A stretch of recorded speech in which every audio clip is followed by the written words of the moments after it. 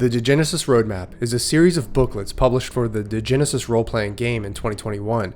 They consist of 5 titles, 3 of which are setting expansions and 2 which are one-shot adventures. The publisher, SixMoreVodka, announced the end of Degenesis in October 21, and the remaining booklets planned for the roadmap were never written, so these are the final entries for Degenesis.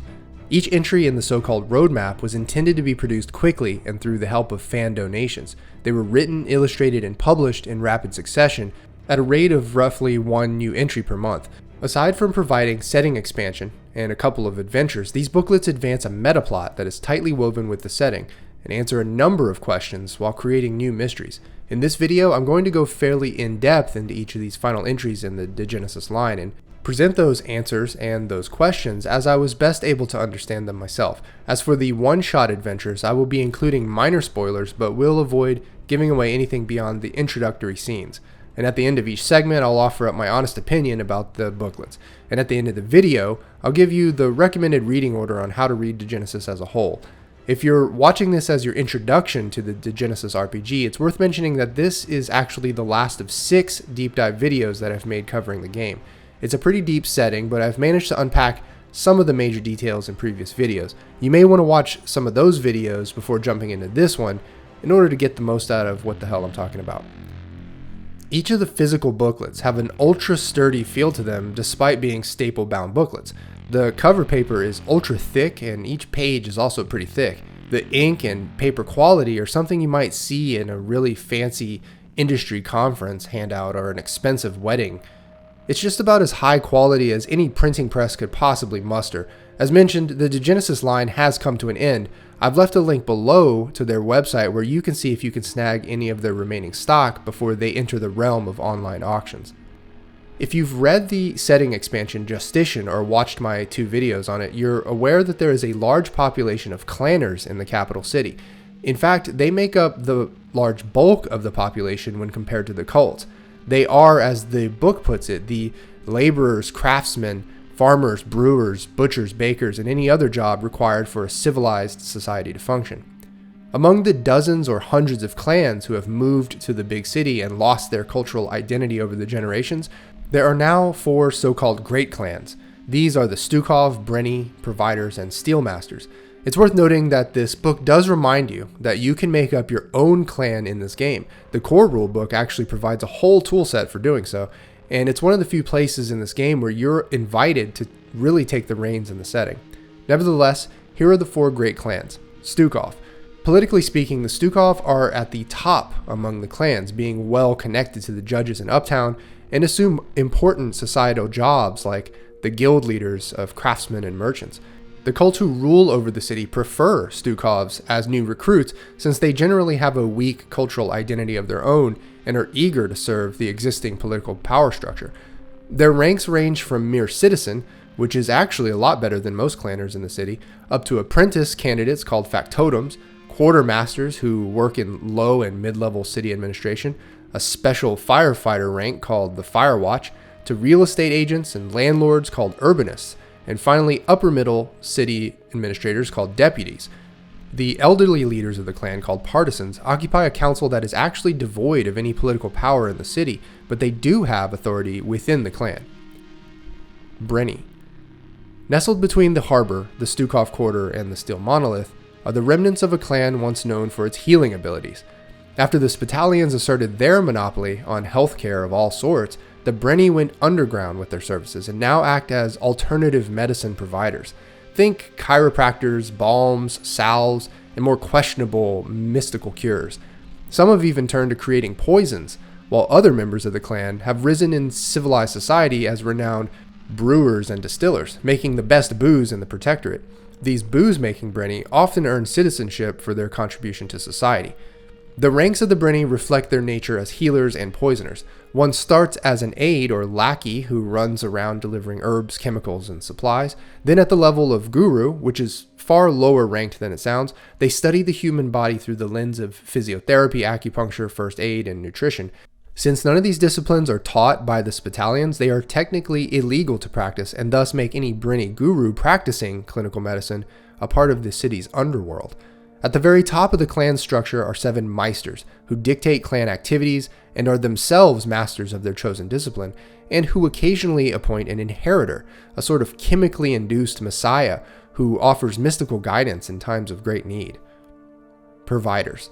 The clans of the fertile rubble that produce most of the food for the city were once many, but the judges hammered out their cultural identities in order to keep them in line. Nevertheless, over time, they found a clan structure and identity once again, sorting themselves in family units and in a practical agrarian organization.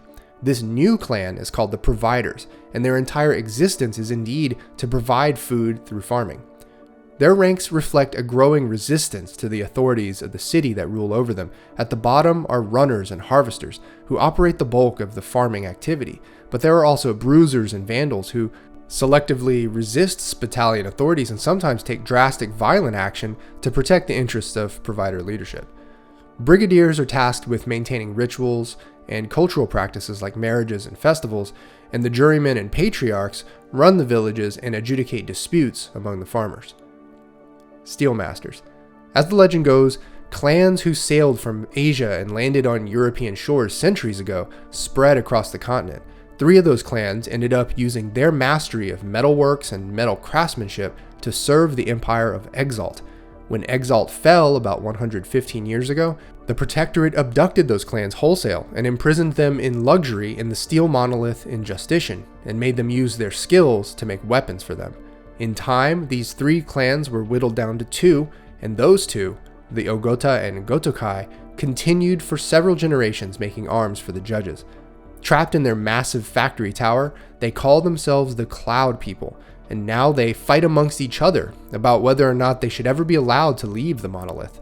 The ranks progress predictably from fledgling, a steel worker gopher retrieving molten slag, to a metallurgist and artificer, and ends with 2 steelmasters, the heads of their respective families. The great schism between the 2 clans are actually just a personal disagreement between these 2 men, with Ogota wanting to stay put, and Gotokai wanting to branch out into the city to learn new techniques and bring in new blood. This supplement describes itself as an expansion to Justitian, which itself is an expansion on the setting, and that's exactly what this is. It does what might have seemed impossible, which is to meaningfully deepen a portrait of the city of Justitian, which was already given a 700-page treatment. Since the clans make up the vast majority of the city's population, it's nice to see so much life breathed into them, making them in fact fully playable characters. Last Watch. Last Watch is a scenario that can probably be played in a single 3 or 4 hour session. It's intended for intermediate level characters and takes place on the border of the Protectorate, pitting characters against the encroachment of the Cockroach Clan. The setup is this. You and your party have been dispatched to a lonely outpost on the perimeter of the Protectorate, Watchtower 17N, because the 2 judges stationed out there failed to radio in at the regularly appointed time. Your job is to go out there and make sure everything is fine. When your party arrives at the Watchtower, everything is quiet and empty. A flashing mirror signal from the top of the tower draws you to the perimeter, and the gate opens to a small courtyard. Up the tower you go, where you are met with a grievously injured young judge named Moloch and an outsider named Hakal, a devout, calm Anabaptist. They fill you in on what has transpired. Moloch and his underling Angus were out on patrol when they were ambushed by cockroach clanners. Angus was taken down, but Moloch was able to escape on his horse, but not without taking a poisoned slash to his leg. When he got back to the tower, he was able to use the mounted machine gun to mow down a number of cockroaches and force them to retreat. It was at that time that the Anabaptist Hakal, who was out searching for his abducted niece, heard the gunfire and was drawn to the Watchtower. He managed to get up the tower and dress Murdoch's wounds, but as of this moment, Murdoch's condition is deteriorating. The objective, as presented by these 2 NPCs, is to get all the way out to the generator in some rocky hills to the west, repair it, and then get back to the compound. The generator will take a few hours to spin up, but once it's up and running, it will send a distress signal for the cavalry to arrive and energize an electrical defense array around the tower complex that the chroniclers built some time ago. The obstacle, of course, is a group of several dozen cockroach clanners who are lurking around outside the walls. They start playing some very dirty tricks on the party to lure them out and demoralize them. And the adventure takes on a desperate race against time as Murdoch's condition gets worse and the cockroaches begin to realize that the tower gun is out of bullets and the electrical defense grid is not operational. There's a third major area of interest in the scenario, one that lends a lot of excitement to the session, but it is not strongly integrated to the motivations of the characters in terms of having a reason to go there. Just a warning for GMs as you read this scenario, you may need to shore up this weak point with your own carrot to dangle at the players, because it's really fun if they are lured into this third area. The booklet provides ample backstory to the history of the Watchtower itself, as well as a lot of information on the leader of the cockroach cohort in the story, which is surprising since you don't normally think of them as anything more than monsters, which they are, but the leader does have some dynamic aspects to his operation. In the end, it's hard to say if PCs would even survive this scenario. Like Degenesis in general, this is a brutal and deadly sequence of events, and combat is not always avoidable here. If you allow your players to be creative and support their problem-solving ingenuity, they might be able to devise some clever solutions to what is essentially a survival horror situation. Pneumancers. Pneumancers is a classic embodiment of a Degenesis book in that it advances the metaplot in huge, jaw-dropping reveals, as well as methodically explaining the cultural and historical aspects of the setting, but it's all heavily intertwined. In this case, the big metaplot reveal is that there are cryogenically frozen, nanite-laden agents, essentially super sleepers, on a spacecraft waiting to be deployed 1,000 years after the Eschaton, whereas sleepers awakened in underground bunkers on Earth have been awakened at 100, 200, 300 years after the meteor apocalypse. The greatest of them in this orbiter will descend from this orbital station above Earth in the year 3073 and act as the final arbiters of a grand design plan by Recombination Group founder and mastermind Jerome Gatrell. Gatrell, by the way, is also in stasis on this orbiter, but a marauder named Triglaw, who opposes Gatrell's master plan, was able to partially hack this space station. The virus he sent up was contained, but the station did have to sacrifice one of its pods, shooting off one of these hyper-elite Cascade 1000 sleepers, one named Agathopia, down to Earth about 500 years too early. That pod crashed into a city and flipped its political order upside down. So about that city, let's rewind a bit and start from Earth. About 400 years ago, maybe in the 2260s, legend has it that a man traveled from the north and found a city full of broken industrial machines. He silently went to work restoring these machines, and the clans all around came in from the cold and began helping him. They called him the Mechanist, and he toiled for decades building up a vast network of subterranean factories. These were called cauldron cities, and the master plan was to make them all semi-independent engines of industrial production that networked together into a vast industrial techno-state. The Mechanist died before he could finish, and left behind a brutally pragmatic clan that came to call themselves the Mechans. The Mechans were brilliant engineers, but they were also ruthless, heartless slavers, and used slave labor to keep one operational cauldron city below them running. Their city and their kingdom was known as Nulpelia. Over time, a clan known as the Tawner overpowered the Mechans and became the new rulers of this city-state, but not much changed for the vast slave population that worked in the cavernous industrial hellscape underground. Over time, the Tawner developed a warrior caste among the slaves and devised a standard-issue steam-powered gun for them to use.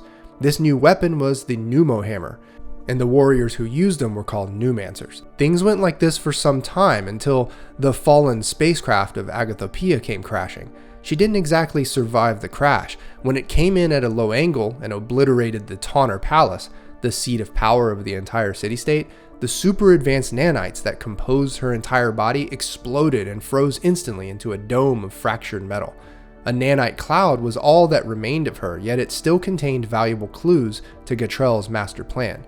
As far as Nulpelia, when the thing crashed, all hell broke loose and the Pneumancers revolted. They killed most of the Mechans, with a few escaping, and then they set about trying to rebuild their city. A few months after the revolt, they were attacked by a nasty clan called the Phosphorites and won a Pyrrhic victory over them. Their population was depleted and their city in ruins. Then in 2576, about 20 years before the present, a marauder named Gusev arrived with his entourage of Inamoi, who travel in a massive armored convoy. They distributed to the Pneumancers seeds to grow food and sustain themselves. Nopelia's most interesting feature is the Cauldron City below ground. This is a massive complex that stretches down thousands of meters and is collected laterally to other unfinished complexes. Every 4 hours or so, the entire complex floods with water up to 300 meters below ground and then drains again. This tide keeps people from being able to really explore the place and unlock its secrets. But everyone suspects it's full of priceless Mechan blueprints etched on metal plates and other technical wonders from the time of the Mechanist. Cauldron City holds other mysteries too, like vast galleries of columns covered in mushrooms, frost building up on surfaces, and at the lower depths, the thumping sound of a giant beating heart. The Pneumancers themselves are a strict militant people. They don't understand anything about diplomacy or trade, and are led by their liberator from the revolution, Catacon, and his trusted lieutenant, Deus Vult. They organize themselves based on their ability to resist pain and fear, as well as their skills with the machinery underground. Smoggers, boilers, riggers, they're all centered around using, understanding, and operating the mechanical infrastructure of Cauldron City. Only at a certain level of training do they earn a name to replace their number designation, and are given the right to remove their mask. Their weapons of war are mostly coal-powered, and many of their defense weapons shoot steaming hot water. They are also in possession of a massive Tech Level 5 cannon called Kingdom Come, which can annihilate nearby cities, but they only have a few shots left. I really appreciated how this book didn't just give you a playable Mad Maxian barbarian class in the form of Pneumancers, but also a deeper dive into the history of the Mechans and some of the final plans of Jerome Gatrell. The Pneumancer tech is pretty distinct in their setting, and I came away with a lot more appreciation for the clan itself after reading about their tragic enslavement and frankly rough road to emancipation. Lex Talionis. Lex Talionis, or the Law of Retaliation in Latin, is a scenario that can be played out in probably one session, or maybe two depending on your pace.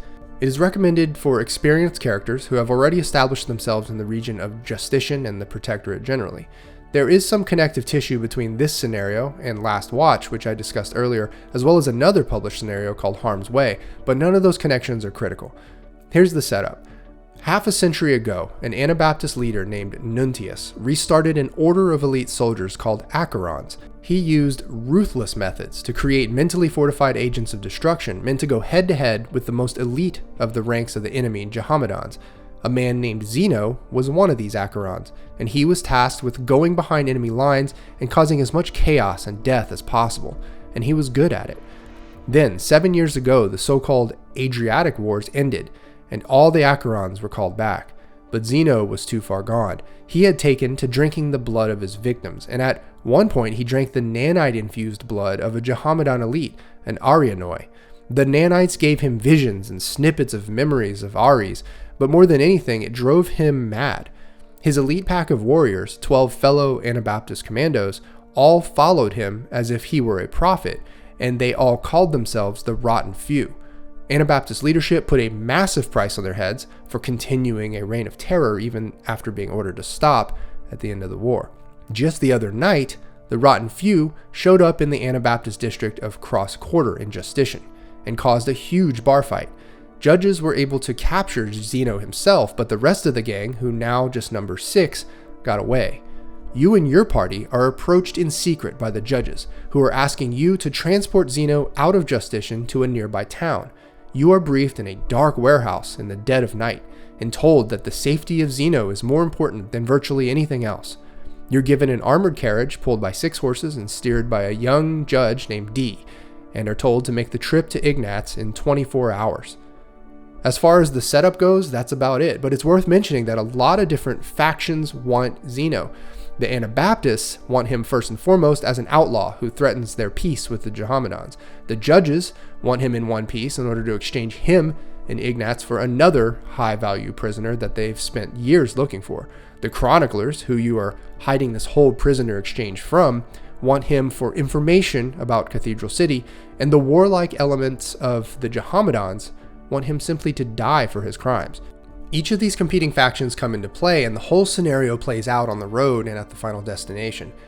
I think, like with Last Watch, this scenario presents a challenge to the GM of being incredibly deadly. Unlike Last Watch, here there is less room for players to outthink the prospect of armed conflict, but on the whole, The tension of the scenario is beautifully crafted because it presents outside threats on your caravan, but also the internal one in the form of Zeno, the prisoner himself. This title comes as 2 booklets or PDFs. The first is the eponymous Lex Talionis, which details the introduction, NPCs, and scenario scene by scene. The second book is The Rotten Few, which covers the origin of Zeno and plenty of details and stat blocks of his gang of 6 specialized commandos. It's hard for me to avoid spoilers here when there is a whole booklet dedicated to detailing these NPCs in particular, so spoiler alert, Zeno's gang makes an appearance. Naturally, their entry is quite intense and dangerous. Exalters. Exalters is the final publication for the Degenesis role-playing game, and in some respects it's the most remarkable and quintessential. It details the rise and fall of the city-state of Exalt, a budding empire that was snuffed out in a tumultuous war 115 years ago after the entire region united in an alliance against it. I say it's quintessential Degenesis because it tells the tale of a rise and fall of a civilization that used technology it didn't really understand, that technology being the instrument of a predetermined outcome. That might be a bit vague, so let's just jump right in. Soon after the Eschaton, European survivors were lost in a haze of ash and fire, and eventually started clumping into wandering tribes desperate for survival. Over just a few generations, these people of Europe had devolved into grunting, emaciated husks. One of these tribes, with no name, stumbled upon a city of stone monoliths. The city gave way to a hyper-futuristic underground maze of moving monoliths that tested them. As the legend goes, they emerged from the tests successfully and were imprinted with the cohesive knowledge needed to build a new world. The city they stumbled upon was Exalt, a creation born of the mind of Jerome Gatrell, who wanted this automated underground construct to reprogram the survivors of the Eschaton into something different from what humanity had become in the 21st century. Instead of individuality, his machine complex would imprint or emboss groups of at least 4 people at a time with one of 22 different sort of personality types called concepts. No matter what they were when entering the complex, they would emerge as the concept that the machine gave them and be in perfect harmony with the others who entered with them. They would be in constellation with each other and would reach ever greater heights of human achievement. This machine was called the Grindworks, and it worked. The nameless tribe who first stumbled upon the Grindworks began to revitalize the world around them right away, working without hierarchy and completely free of petty individualistic aspirations. Instead of relying on luck for people to find the exact right work partners to achieve a specific goal, such as designing a waterproof fabric or something like that, the Grindworks, controlled by an unseen artificial intelligence, would simply emboss a group of people who would work perfectly with each other to accomplish that task. This whole thing was Jerome Gatrell's master plan, something he called Project Free Spirit. But up until this video, I've described a different Jerome Gatrell master plan, one involving sleepers waking up at 100-year intervals and using verbal mimetic protocols at a personal level to control everyone in the pursuit of something called Project Tannhauser. As it were, Project Tannhauser was not of Gatrell's design and was rather a competing plan created by his board of directors. Gatrell knew even before the end of the world that sleepers infected with mimetics would awaken and threaten his Project Free Spirit, so he did a few things to safeguard against that. 1. He made the Grindworks off limits to anyone with active nanites in their blood, aka sleepers and marauders. 2. He made the Grindworks essentially neutralize any mimetic programming that a person might have been victim to. In practice, this meant that when the sleepers awoke and tried to destabilize Exalt through its own citizens, their mimetic programming was constantly getting erased by Exalters going through the Grindworks, and thus they never made any inroads. And 3. Gatrell planted a mole in the ranks of the first sleepers, a free spirit named Diamondal. Diamondal, upon awakening, made his way to Exalt and became their leader. By using a device that suppressed his nanites, he was able to enter the Grindworks and unlock all kinds of new knowledge, ushering the Exalters into a whole new level of advancement and understanding. When the 300-year mark came around, he was able to save an entire batch of palers from one dispenser and used the Grindworks to rehabilitate them into what became known as halos. Exalt flourished in a way that no human civilization ever had. There was no leadership structure, and yet everyone worked in lockstep, almost like a hive mind. But as described, it was almost rather a hyper-intelligent, cordial agreement that the Exalters participated in, a mutual understanding of everything at all times. Eventually, they began to spread their culture in the region. Pushback came in the form of Anabaptists, who had their own mutual understanding in the form of their religion. Between the agents of Project Tannhauser and the Anabaptists, the pushback became somewhat inconvenient for the Exaltian Empire, but not in a serious way. But in the early 2300s, things suddenly turned on a dime. Diamondal awakened two more free spirits like himself, Insef and Trice. But they weren't like him. They were angry and consumed with the idea of vengeance against anyone who opposed the kingdom. Exalt became a petty, corrosive force in the region, demanding tribute from its neighbors and reversing its advances in peace and stability. Things in Exalt itself got really, really bad. Everyone became addicted to the grindworks, and the decay of society in the city accelerated. It became almost a daily contest for everyone to prove how unattached they were to guilt, responsibility, or restraint. Incest became commonplace to the point that the entire population was beset with hereditary diseases, and the only thing that mattered was going through the grindworks. Everything else was essentially nihilism. If awakening Insef and Trice weren't bad enough, Diamondal awakened another sleeping agent of Project Free Spirit, the one named Coltrane. Coltrane took over Exalt completely and launched a full-scale war against all of Exalt's neighbors. With their advanced tactics and otherworldly technology, Coltrane's forces dominated the battlefield in the so-called City Wars. It took the combined forces of Anabaptists from all over Europe, the robot Amsumo shock troops of Norit, the Inamoi, and the Spitalians to beat them back, and ultimately it was the underhanded Spitalian bioweapon attack on Exalt's civilian population that beat Coltrane's forces into a temporary retreat. As for Coltrane, the Mother of Ravens herself destroyed his mind with a mimetic attack that dissolved his campaign of terror and ended the war. In the wake of Exalt's defeat, the survivors scattered across the continent, with its largest contingent escaping to Liqua. Nowadays, the couple thousand Exalters who live in the one surviving enclave based in Liqua celebrate their heritage in secret. They send expeditions to the ruins of Exalt to try and figure out the grindworks and become embossed, but those 100-mile trips are all the more difficult due to the cockroach clan infestation there, and the fact that a scrapper pulled the last power source for the whole operation. Yet they are still diligently planning some kind of revival of the city one day. They arrange themselves into ranks based on whether or not they have ever been or ever will be embossed by the grindworks, and ironically, have resorted to hierarchy and leadership positions, despite that going against the Exaltian ideal. This title comes as 2 booklets or PDFs, the first being what I've just covered, and the second called The Grindworks, which goes into exquisite detail on just what the grindworks are like. Unlike all of the other Degenesis books published, this very final one has almost no full-color, high-detail illustrations. Incidentally, its descriptions of the grindworks invoke some of the strangest and most evocative imagery out of anything I've read in Degenesis. The grindworks is what created the Kingdom of Exalt, an underground maze complex that reprograms human minds in groups of 4 or more so that they work in perfect collaborative harmony with each other.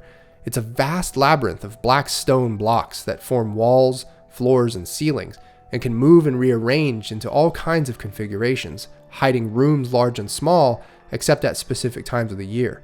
Attempts at drilling or blasting these stones have resulted in the stone just hardening into some kind of unknown polymer. If you were to have entered the grindworks when everything was powered up and working, you would need to stick your arm into a hole, at the same time as at least 3 others at other entrance points to the maze. Nanofilaments would stick into your arm, and the main computer would assess your personality type or concept, as well as some other factors to determine if you're worthy of entry. Wall blocks would begin to move around you, and you'd find yourself in a vast room lined with the giant rectangular black stones that form every surface. But light projected onto these stones would give the impression of you standing in a grassy field with mountains in the background, or maybe some strange alien landscape.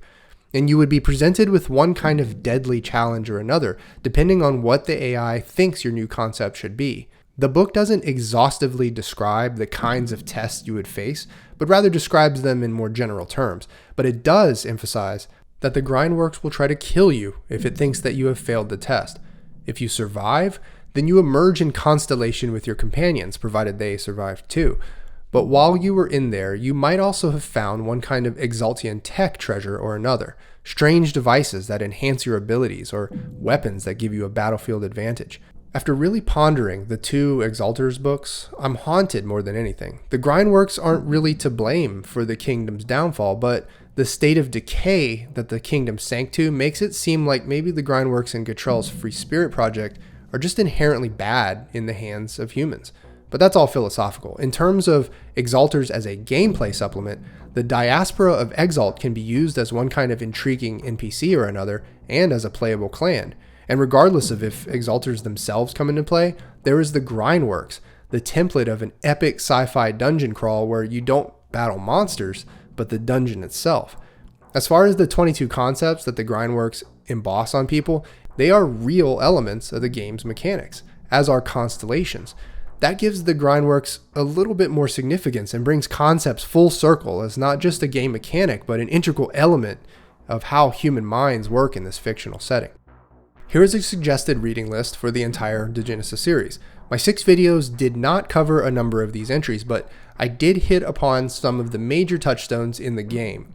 As has been mentioned, the PDFs are all free at Degenesis.com, and depending on when you're watching this, some of these books and booklets might still be available in print from their website as well. It's interesting because there are really several ways to read an RPG and its supplements.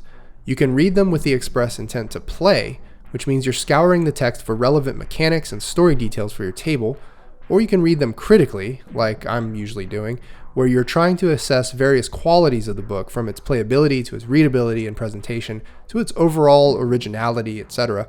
Or you could just read them for the joy they give as a game you might possibly play or not play in the future, just basking in the details of the story being told as the setting is described. I can comfortably say that the 5 long-form books and 7 booklets that I've read for this 6 video series excelled in the extreme in reading mode number 3. I got to experience a massive onion being peeled layer by layer, with each new bombshell revelation more interesting than the last. It was a storytelling format that transcended the format of a novel series because it could cover so much ground in such a relatively short number of pages. The metaplot stands on its own as a story, but it's not a story that will ever be finished, at least not by its original creators. Instead, it's up to you, if you choose, to forge your own conclusion. There are so many questions for your table to answer. What is going to happen to the Protectorate? Will the vicious clans overrun the capital city and shatter the base of European civilization? What is going to happen in Cairo? Will Homo Geontis be born, ushering in a new kind of human that is neither us nor Homo Degenesis? What about the Exalters? Will they be able to power up the Grindworks once more and reboot their empire? The creators at SixMoreVodka have always said that they would never expand the setting to Asia or the Americas or anywhere outside of their chosen continental theater. But you're at the steering wheel now. Maybe there were survivors in North America. Maybe a huge enclave of humans are thriving in Eastern China or Japan or in New Zealand, completely untouched by the primer. The possibilities are endlessly fascinating, but the original foundation, the gift that is the Degenesis setting and metaplot, is what makes it all possible. Thanks to SixMoreVodka for urging me to make these videos. It's been a humbling experience to see the caliber of writing, artwork, and layout on display in these books. Even though the roadmap project and the game as a whole ended rather abruptly and in midstream, Degenesis still stands as a legendary body of work that I think immediately goes down in RPG history as a remarkable achievement. That's all I've got. Happy holidays to all of you. I'll see you in the new year.